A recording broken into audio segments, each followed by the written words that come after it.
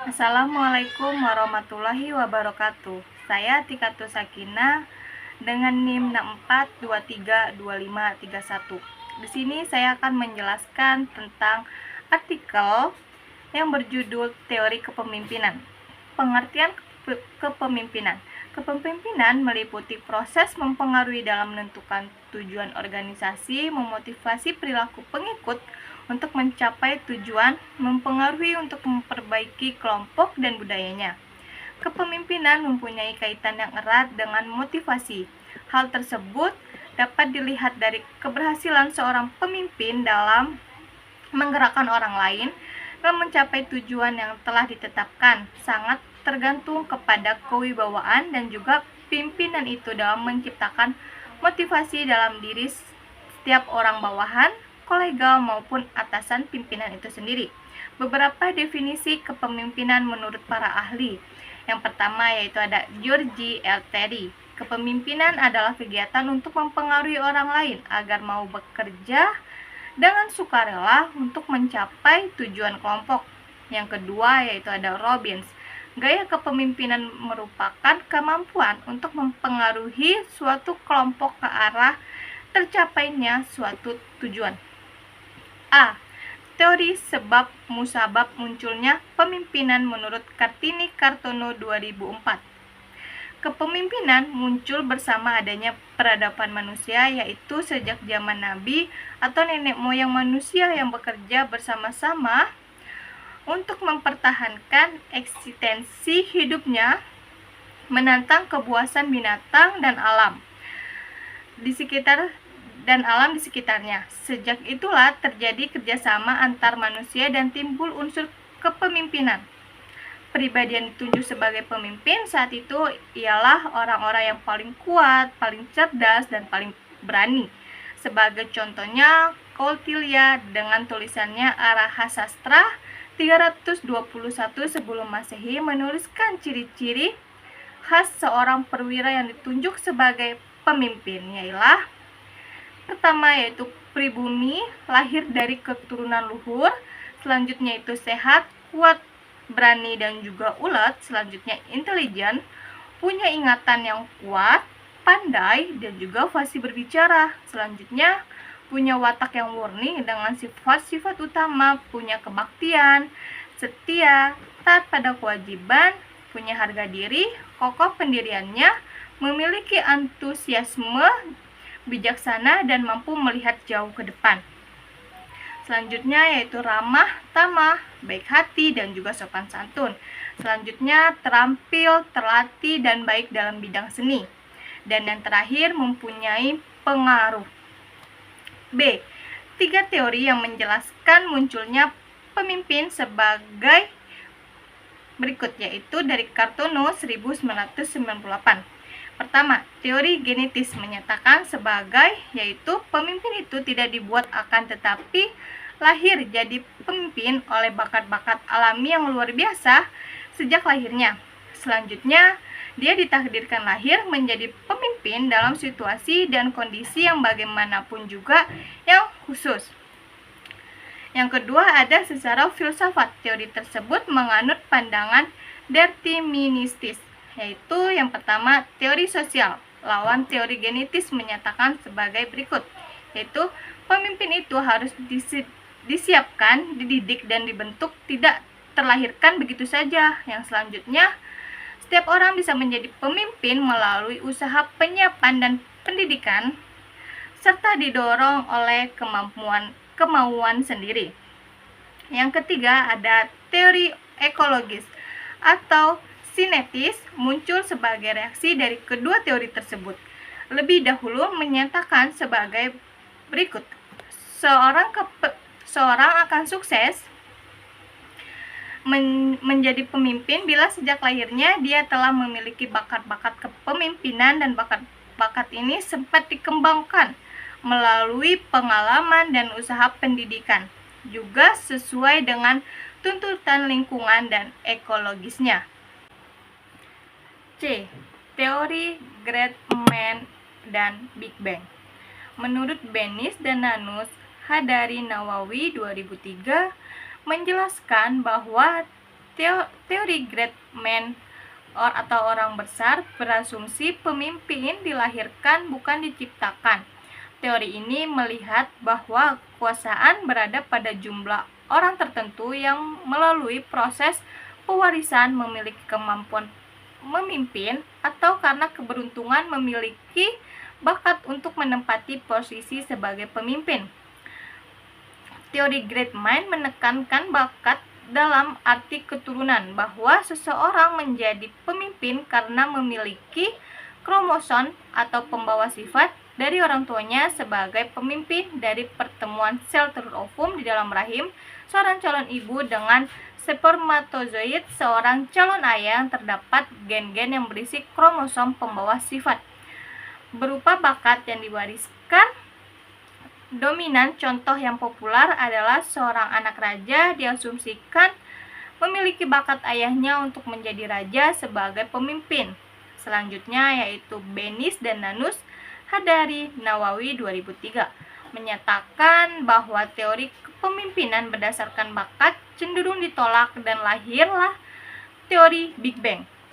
Teori kepemimpinan yang baru di zamannya itu menyatakan bahwa suatu peristiwa besar menciptakan atau dapat membuat seseorang menjadi pemimpin.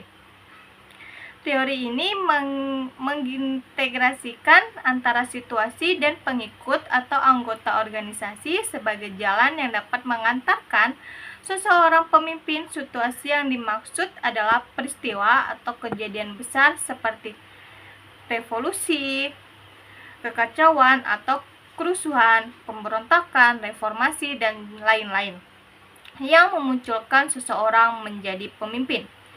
Sedang yang dimaksud pengikut atau pendukung adalah orang-orang yang menokohkan orang tersebut dan bersedia patuh dan taat pada keputusan dan atau perintah-perintah dalam kejadian atau peristiwa tersebut.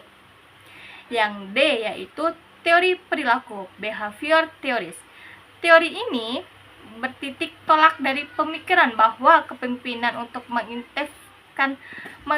mengefektifkan organisasi tergantung pada perilaku atau gaya bersikap atau gaya bertindak sebagai seorang pemimpin. Teori ini memusatkan perhatian pada fungsi-fungsi kepemimpinan. Dengan kata lain, keberhasilan seorang pemimpin dalam menginvestasikan organisasi sangat tergantung pada perilakunya. Pada perilakunya dalam melaksanakan fungsi-fungsi kepemimpinan di dalam strategi kepemimpinannya. Pertama yaitu menurut MC Gregor Hadari Nawawi 2003 bahwa teori X dan Y lebih banyak ditampilkan di dalam dan dihubungkan dengan teori motivasi sebagai dasar atau latar belakang perilaku manusia. Yaitu teori X berasumsi bahwa pada hakikatnya manusia itu memiliki perilaku yang malas, penakut, dan juga tidak tanggung jawab.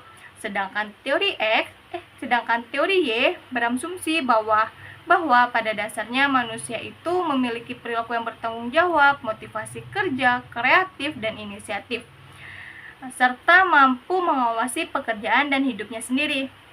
Yang kedua yaitu studi kepemimpinan Universitas IOWA. Studi yang dilakukan oleh universitas ini sebagai bagian dari teori perilaku yang menyatakan bahwa gaya kepemimpinan dapat dibedakan menjadi 3 gaya, terdiri dari authoritarian atau autoritarian atau diktatorial, demokratis, laissez-faire atau free reign. Yang E, tipe kepemimpinan yaitu yang pertama, tipe deserter atau pembelot. Sifatnya yaitu bermoral rendah, tidak memiliki rasa keterlibatan, tanpa pengabdian, tanpa loyalitas dan kekuatan, sukai diramalkan. Yang kedua yaitu tipe birokrat. Sifatnya yaitu koret, kaku, patuh pada peraturan dan norma-norma.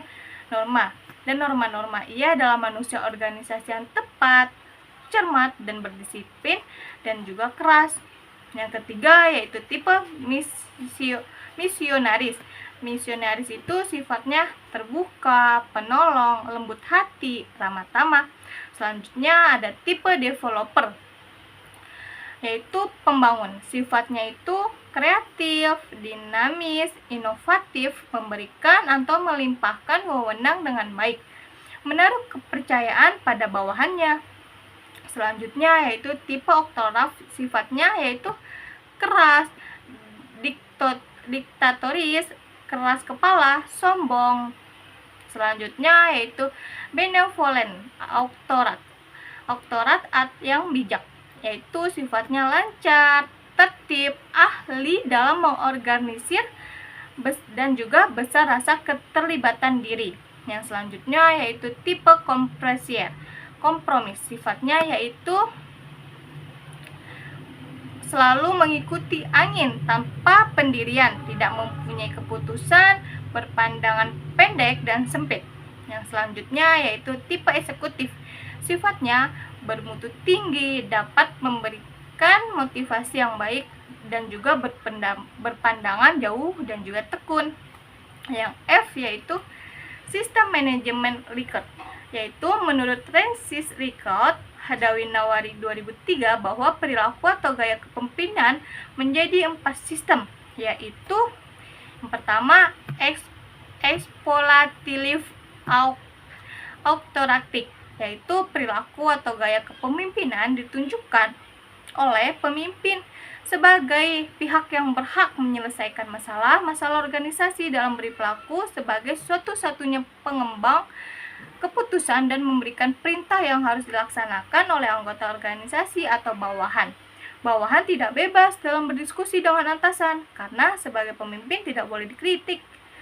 Yang kedua yaitu ada sistem benevolent autokratik, yaitu perilaku atau gaya kepemimpinan ini ditunjukkan dengan sudah mulai memberikan kesempatan pada anggota organisasi atau bawahan untuk menyampaikan komentar terhadap keputusan dan perintah pimpinan sebagai atasan.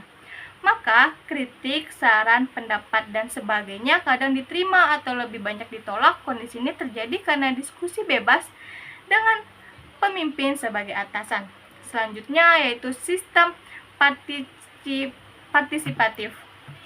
Perilaku atau gaya kepemimpinan ini ditunjukkan dengan memberikan kesempatan pada anggota organisasi atau bawahan ikut serta dalam menetapkan tujuan, membuat keputusan, dan mendiskusikan perintah-perintah. Pemimpin juga bersedia menerima masukan dan kritik. Selanjutnya yaitu ada sistem demokratik.